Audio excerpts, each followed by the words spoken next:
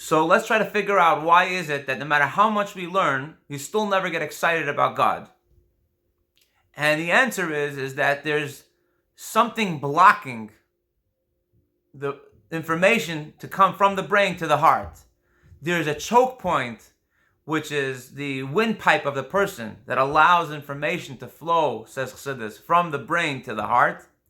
And at that choke point, we have Paroi standing and blocking anything from coming through. He doesn't allow a person to be excited about God. Now, what exactly does this mean spiritually?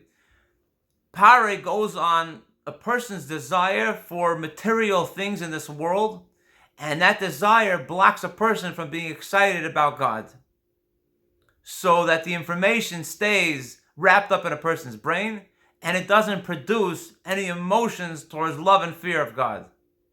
Similar to the way a baby, a fetus, is inside of its mother, where its head is in between its knees, and it cannot develop properly into an adult unless it leaves its mother and eventually its brain and its heart grows. We say that the Jewish people, when they were in the exile of Egypt, they were just like this fetus that cannot grow, that cannot get connected to God, and they had to leave Egypt in order to receive the Torah at Mount Sinai. And in order for them to develop and mature as a nation, as a people of God, they had to leave this Egypt, they had to leave this materialism in order for them to get anywhere in the world of holiness.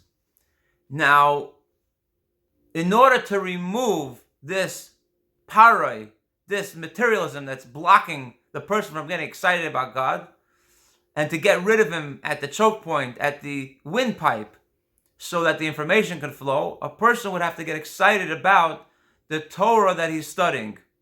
And a person would have to create a coil, a voice, a sound, a powerful sound when a person studies, in order to chase away this pleasure of evil. Now, what exactly is going on? We say that when a person sings well, it's because their brain is in it, their heart's in it, they're in the zone. And without this kavanas hamoyach, this intention of the brain, where the brain is involved in what you're doing, or without the kavanas halev, where the heart has also that intention, the combination of those two, from the brain and the heart, produces very elegant sounds. So a person's singing will become better if the person is more in the zone. We say that when you learn Torah, you have to be that your brain and your heart are in the zone. And by doing so, a person cuts down this materialism that he has, the pleasures of this world, when he gets fired up about the pleasures of God. Now, we say in prayer every morning that that the greatness of God is in their throats. The roimus, the greatness, the person thinks about how great God is, comes into the person's throat where they're excited. They get their heart on fire, and that produces the sound that comes out of their mouth because they're emotionally and mentally in the zone.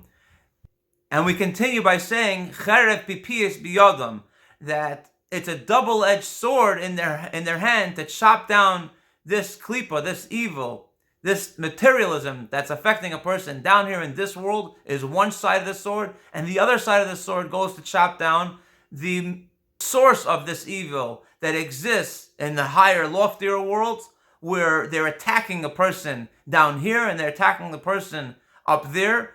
And by cutting down this klipa, a person is able to allow his heart to get emotionally involved in the pleasures of God, where he gets rid of all his materialism and he's fired up about God.